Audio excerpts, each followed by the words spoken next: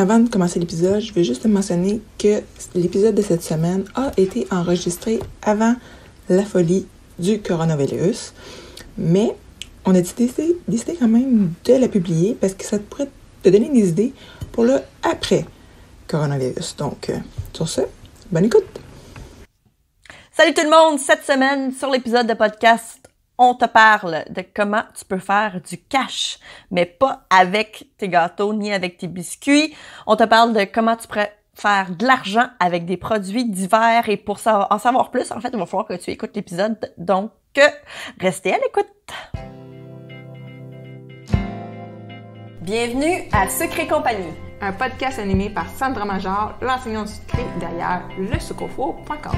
et Véronique Lecourt, entrepreneur en série derrière Sugart et l'agence gourmande. On veut t'aider à prendre des décisions réfléchies pour ton entreprise sucrée.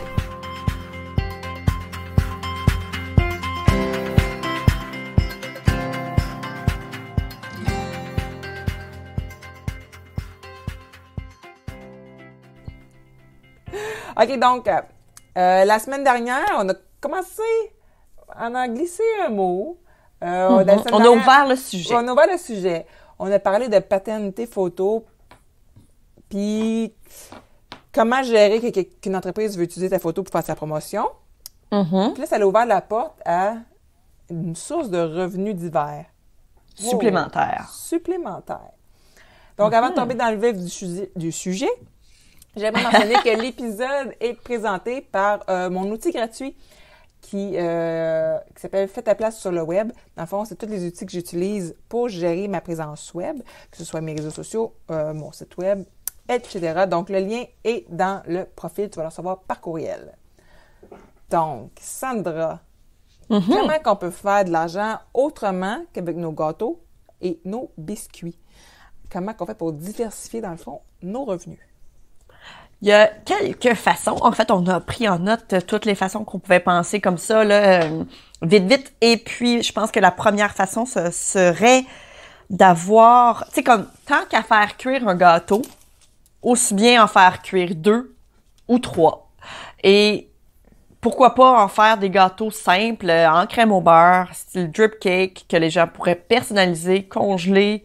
Si, par exemple, je sais pas moi, ils n'ont pas nécessairement le budget pour pouvoir se procurer un gâteau personnalisé, ben au moins un drip cake avec une petite image comestible de, je sais pas moi, Pikachu, that's it, les congèle jusqu'à dans 3 semaines, puis that's it, tu sais, je veux dire, ça peut finir par devenir intéressant pour vous de vendre des produits qui sont plus rapides pour vous à confectionner, puis que tant qu'à faire cuire un gâteau personnalisé, pourquoi pas faire cuire en même temps 2-3 gâteaux au chocolat qui vont finir par se transformer en drip cake, par exemple. Aussi, sans avoir nécessairement à le décorer, il y a du monde qui aime pas faire cuire de préparer du glaçage, qui veut juste le décorer eux-mêmes. Mais pourquoi pas peut-être offrir, si ta clientèle la demande, des gâteaux tout nus, tu sais, dans le sens que tu as des étages de gâteaux, les gens achètent le gâteau déjà cuit, un peu comme Farinex vend des gâteaux déjà cuits.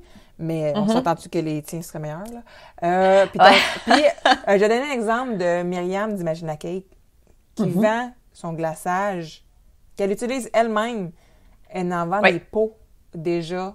Elle a 2 saveurs qui sont tout le temps là. Je pense que c'est chocolat puis vanille. Puis je trouve ça vraiment le fun, l'idée qu'elle a. Elle a une saveur du mois aussi. Je pense que ces temps-ci, c'est érable. Je trouve ça vraiment le fun, ce concept-là. Fait que, tu sais, elle en fait juste une plus grosse batch, qui s'en prend pas nécessairement bien plus de temps.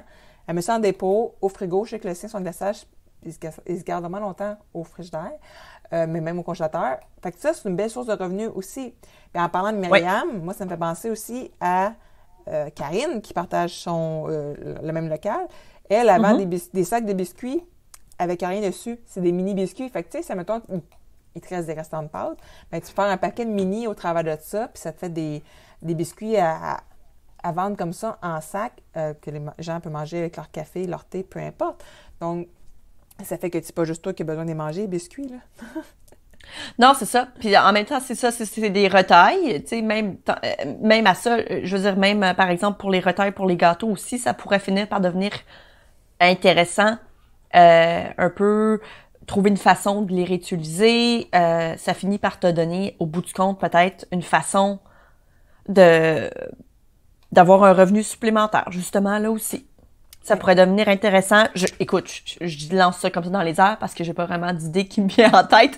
Mais je veux dire, à la base, c'est quelque chose qui finirait par être soit mangé par vous ou donné à vos voisins parce que la plupart du temps, on n'est-tu pas écœuré un peu, rien qu'un peu manger des retards de gâteau. Tu sais, ça peut finir par devenir un revenu supplémentaire si on trouve une façon qui est intéressante de les réutiliser puis de les vendre. Exactement. Et bon, il y a justement Myriam puis Karine qui font ça, les boîtes la cochonne. Les boîtes, ouais. Je trouve ça vraiment drôle comme nom, la petite cochonne puis la grosse cochonne, je trouve ça vraiment drôle.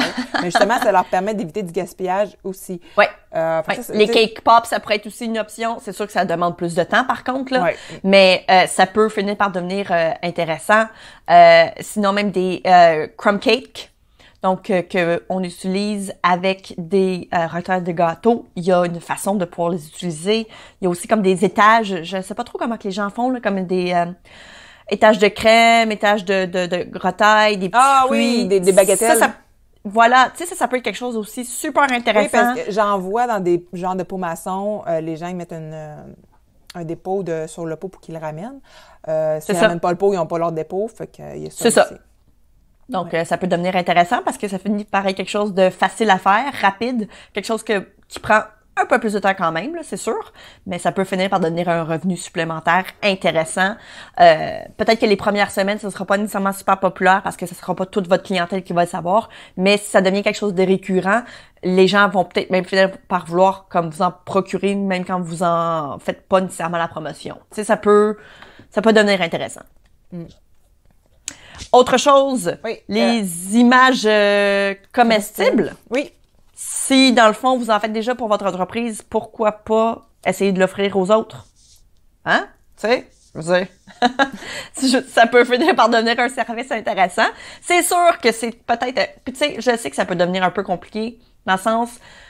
Je pense entre autres, mettons, à toi, Véronique, ou moi, j'étais comme, je veux telle image, telle grandeur, telle ci, telle ça. Tu sais, en temps normal, il aurait peut-être fallu que moi, je le fasse personnellement, mais je te l'envoyais à toi, puis la plupart du temps, tu me le faisais, tu sais. Oui. Si jamais vous avez pas le temps de faire ce genre de truc-là, ce que vous pouvez dire, c'est juste envoie-moi l'image que tu veux, exactement comme tu la veux, that's it, je te l'imprime, puis c'est tout. Tu sais, il pourrait avoir cette relation-là avec ta clientèle, mais bon, tu sais, ça dépend. Ça dépend quel genre de service que tu as envie d'offrir aussi.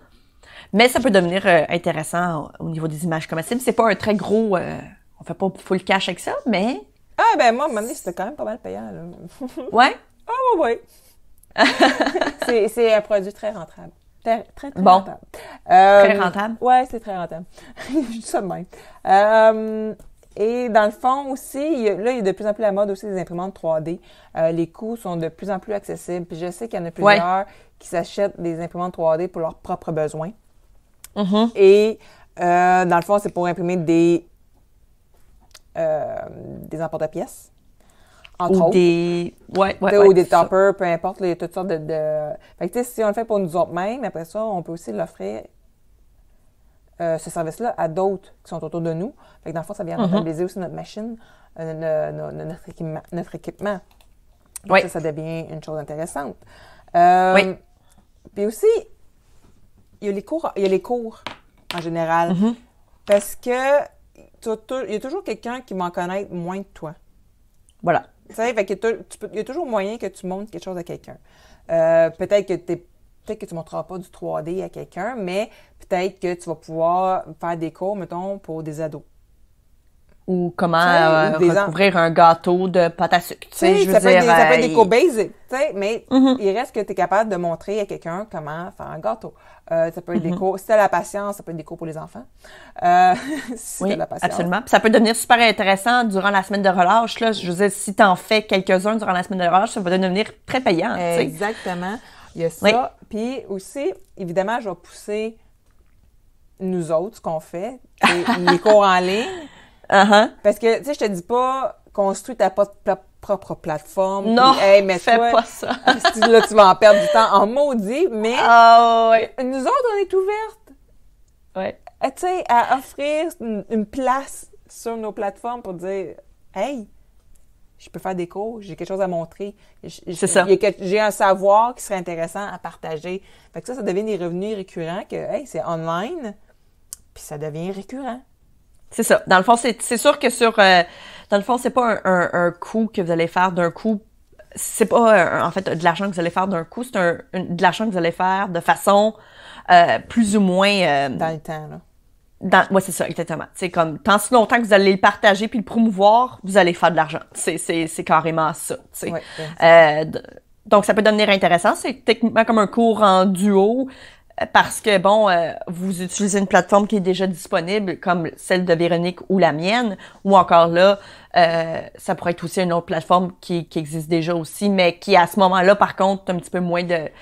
Le contrôle est un peu moins gros parce que, bon, avec nous, c'est clair qu'on a un petit peu plus de contrôle parce que c'est nos propres plateformes, tu sais. Donc, il y a ça. Ça peut vraiment être cool. Tu sais, bah, c'est sûr que c'est peut-être pas nécessairement... Ça s'adresse pas à tous les gens qui nous écoutent en ce moment, mais peut-être quelques-uns. Oui, qui non, sait. c'est ça, exactement. Puis, dans l'épisode de la semaine dernière, on a ouvert la porte sur... On parlait de produits affiliés. Et oui, l'affiliation. On utilisait des produits affiliés. Ben, ça peut être la même chose aussi. C'est le même principe. Dans ta business ou peu importe, quelqu'un qui, mettons, dans un groupe de gâteaux, quelqu'un qui cherche un produit, tu peux venir lui donner un lien affilié de peu importe c'est quoi la boutique avec qui tu es affilié, parce que n'importe qui peut s'enregistrer comme, il appelle ça de partenaire, je pense, ou un club partenaire chez Amazon. Puis après ça, tu fais tes propres liens, puis les ventes sont trackées pendant tant de temps, tu sais. Puis ce qui est le fun, c'est que si la personne, elle clique sur ton lien puis qu'elle achète le produit, ou qu'elle achète pas de produit, mais qu'elle achète d'autres choses, ben t'as quand même ça compte le pourcentage. Même. Fait que moi, des fois, je suis surprise, je suis comme, ah ouais, ils ont cliqué là-dessus, puis ah ouais, ils ont acheté tout ça. Ah ben cool, moi j'ai le pourcentage. C'est même rendu que quand ma mère, elle achète sur Amazon, elle me demande un lien. Un lien d'Amazon. Elle a acheté le cadeau à Johan pour sa fête, puis je fais, hey, attends un peu, toi là, je vais te donner mon lien. Elle a fait, ben oui. Ça m'a donné 5$, Chris. Ben, c'est quand même mieux que rien ça. partout. Puis aussi, c'est que, mettons, moi, j'ai écrit des articles de blog, par exemple sur Wooloo, et j'ai parlé de plats de lunch. Bon, ça n'a pas rapport avec les gâteaux, mais il reste que, je fais de la création de contenu pour toutes sortes de choses. Là, c'était un mandat avec Provigo. Fait qu'on parlait de lunch, j'avais rencontré le nutritionniste, mais là, les plats de lunch que moi, j'utilisais dans les photos, je les avais pris sur Amazon. Oui, je me souviens. Dans la semaine que l'article a sorti, il y a eu une rupture de stock sur Amazon. Ouais, c'est ça. C'est ma faute. Oui, exact. Parce que les gens sont allés acheter ça, mais ils ont acheté un paquet d'autres affaires aussi. Je l'ai vu dans leur panier. Fait que ça donne un pourcentage. Puis ça peut être pour n'importe quoi. Ça peut être, des fois, je parle d'un livre. Je vais donner le lien d'Amazon. Fait que c'est pas juste de la bouffe. Tu sais, ça peut être dans toutes sortes de groupes que là, je donne Ça mon peut être lien. n'importe quoi. Ça peut être un livre de recettes, un e-book. Oui. Quelque chose que vous allez même pas recevoir dans la main, là. Oui. Un e-book de recettes, exemple, je sais pas moi, de gâteau que vous avez acheté, mettons, sur Amazon, parce que je sais pas moi, c'était des recettes qui étaient vraiment intéressantes. Ah, soit dit en passant, j'ai utilisé cette recette-là cette semaine, vous pouvez la retrouver ici, blablabla. Si les gens la jettent, ben vous allez avoir un pourcentage, tu sais. Fait que ça peut finir par s'appliquer pour vous aussi, tu sais. Il suffit d'utiliser un petit peu sa créativité. Puis, voilà. Ça, c'est des liens que, tu sais, des fois, je suis comme, ben voyons, il vit encore ce lien-là parce que, mettons, c'est intégré dans des articles de blog. C'est ça qui est merveilleux, ou dans une vidéo YouTube que tu fais comme, ah, OK, ah ben, c'est encore vivant. Fait que les gens l'utilisent encore. Exact. C'est comme si tu semais des graines, puis oups, à un moment donné, ça se met à fleurir. Puis c'est comme, ah, OK, cool. C'est ça. Puis... C'est sûr que c'est pas, tu sais, les liens Amazon, puis ça, je suis sûre que vous n'allez pas devenir millionnaire demain matin parce que vous allez commencer à utiliser ça, tu sais. Non, c'est ça. C'est un peu comme YouTube, tu sais, c'est quelque chose qui, au bout du compte, après plusieurs années, on finit par faire, ah ouais, OK, ça a valu la peine, tu sais. Faut le faire parce qu'on a envie de le faire. Faut le faire parce qu'on trouve que ça vaut la peine. Tu sais, faut pas le faire parce qu'on pense que demain matin, on va pouvoir laisser notre job là parce qu'on est devenu affilié sur Amazon. Tu sais, ça marche pas comme ça. Non, c'est ça. Mais tu sais, tu parlais de YouTube, que justement, il y en a qui se partent des chaînes YouTube en disant, hey, moi, je vais aller faire de l'argent avec YouTube. Oui, mais ça sera pas demain matin. Parce que... Ça sera pas avec YouTube. Non. Ça sera pas avec YouTube. Ça va être justement avec ton lien affilié avec Amazon. Amazon, ou il y a d'autres compagnies, tu sais, il y a Goldust Kitchen, il y a Etsy, tu sais, il y a d'autres, il y a Maman Gâteau qui a des liens affiliés. Tu sais, il y a un paquet d'autres entreprises qui ont des liens affiliés de plus en plus. Au Québec, je trouve qu'on est extrêmement en retard là-dessus. Oui, il y a beaucoup de gens en fait, qui savent même pas c'est quoi l'affiliation. Ils comprennent pas. En fait, c'est drôle parce que je connaissais pas vraiment beaucoup l'affiliation et je ne pensais même pas que c'était quelque chose de possible pour moi d'offrir ça. Et c'est parce que j'ai toujours pensé en fait que l'affiliation c'est pour les grosses compagnies. Pas en tout. Puis pas en tout. Parce que toi justement t'en as de l'affiliation. Oui, absolument. Moi-même, j'ai de l'affiliation. Si vous avez envie de parler de mes cours, puis que vous, je sais pas moi, exemple, vous avez un blog, puis que vous avez envie de promouvoir mes cours, en échange, moi, je donne de l'argent en retour de ça, là. Mais ça, même ma femme moi aussi, mon cours Instagram, si quelqu'un veut donner un affilié, écris-moi, puis on va s'en parler. Je donne 10%. C'est ça. C'est parce que ça, c'est 10$ par affiliation, là. Exact. Donc, ça peut devenir extrêmement intéressant, tu sais, pour... ça peut devenir extrêmement intéressant. Exactement. Donc, puis, justement, tu sais, sur YouTube, ça prend 1000 abonnés puis 4000 heures de visionnement par année pour activer la monétisation. Ça en fait, là, de la vidéo, là. Fait que, tu sais, ça, faut être patient là-dessus. exact. Puis, la semaine dernière, on a mentionné les photos. On a glissé un mot sur... Moi, j'ai décidé de mettre mes photos sur des plateformes de vente de photos parce que j'en utilise, moi, au quotidien dans mes publications. Je suis abonnée sur Adobe, en fait, Adobe Stocks. Je paye un prix mensuel pour avoir accès à des photos pour que je rajoute dans mes articles de blog, peu importe, puis j'ai le droit. C'est des droits commerciaux. Puis j'ai comme fait... Mais Colin, toutes les photos que j'ai utilisées dans les dernières années, qui n'ont pas été pour des clients, que j'ai utilisées, mettons, pour Wooloo, que tu sais, je l'ai faite parce que ça me tentait de faire un article sur Wooloo. Je suis comme, OK, bien, je peux mettre mes photos de gâteau, mes photos de biscuits, tout ça, j'ai uploadé ça. J'ai fait ça comme le mois dernier. Puis là, je commence à sortir un peu plus d'un résultat de recherche. Et là, tantôt, j'étais comme, ah, mon Dieu, je viens de recevoir une pièce pour ma photo. Mais si je l'aurais pas mis sur ces sites-là, j'aurais pas eu la possibilité de... Bon, là, tu vas me dire, c'est une pièce. Oui, OK. Mais je viens de commencer. Mais c'est quand même ça, parce que dans le sens que au pire, t'aurais juste fait 0 avec. Fait qu'une pièce, c'est quand même mieux que rien. Ben c'est ça. Puis là, je vais en rajouter. Mon catalogue va augmenter et tout ça. Donc, à la longue, c'est une autre graine qui se sème pour augmenter mes revenus. Voilà. Donc, tu sais, c'est tout mettre ça ensemble. Fini comme année, ça s'additionne puis que ça fait diversifier, tu sais. Exact. Pour les revenus. Donc, grosso modo, c'est ça. Tu sais, c'est de savoir ce que tu veux faire pour ton entreprise. Là, tu sais, c'est ce que tu veux ne que faire des gâteaux ou sinon tu peux avoir d'autres produits. Puis, il y a une chose... il me reste 2% sur ma tablette, esti. Est-ce qu'on va avoir le temps? Non, c'est ça. Puis là, tu sais, toi aussi, tu as des produits carrément dérivés de ta business. Puis je trouve que tu n'en parles pas assez souvent. Tu as des chandails. Non, parce que j'ai des t-shirts. J'ai plein d'autres, en fait. J'ai plein d'autres idées je veux vraiment pousser là-dessus. J'ai des nouveaux modèles, mais faut juste que je trouve le temps de les uploader. Mais avant de les uploader aussi, je veux les tester. Je veux les faire livrer parce que je veux pas offrir un produit duquel je suis pas 100% fière. C'est ça, parce que la c'est du dropshipping. T'as pas de stock de... Puis ça, il y a de plus en plus de compagnies qui en font. Oui. Puis il y a même à Montréal Art of Wear que moi je capote parce qu'ils font des carnets aussi. Les carnets sont vraiment d'une belle qualité. Ma fille, elle en a des carnets qui sont vraiment beaux. J'ai moins trippé sur les bandeaux pour les cheveux. Pas pour la qualité. T'en avais-tu déjà acheté? Oui, Naiman, la qualité de l'impression est très belle, mais c'est la finition que j'aime moins. Ah, OK. Le bandeau, il roule un peu. Mais ils font des chandails, ils font des jupes, ils font des robes de chambre. Il va nous falloir des robes de chambre éventuellement. C'est comme des robes de chambre d'été, là, mais ils font des robes de chambre. Ils font plein d'affaires. Fait que ça, tu sais, dans le fond, t'as pas besoin d'avoir une boutique en ligne, tu peux juste comme faire ton design sur leur site. C'est ça. Puis c'est là-dedans. Dans le fond, t'envoies le lien de leur lien, puis ça te coûte rien d'uploader ton design. Rien. Exact. Ça peut devenir super intéressant. C'est du print on demand, puis moi aussi, je l'utilise pas assez, ça. Je l'utilise pas assez, puis éventuellement, il va falloir que je me botte le derrière parce que justement, je sais pas si j'en ai déjà parlé sur le podcast, je pense que oui. Mon conjoint, il fait présentement il retourne à l'université en administration des affaires. Puis il fait des cours justement sur la business, tu sais, comment bien manager une business, comment faire plus d'argent, etc. Puis justement, les produits dérivés, c'est souvent extrêmement payant. Puis justement, il me pousse un peu à avoir un peu cette attitude-là. Donc, c'est ça. C'est une des prochaines étapes. Dans l'année 2020, là, je vais m'établir, ou du moins, je vais je sais pas comment dire ça, mais je vais me mettre un objectif, un but d'avoir ça un petit peu plus en contrôle, puis d'en parler définitivement plus souvent. Fait que c'est ça. faut que je le fasse.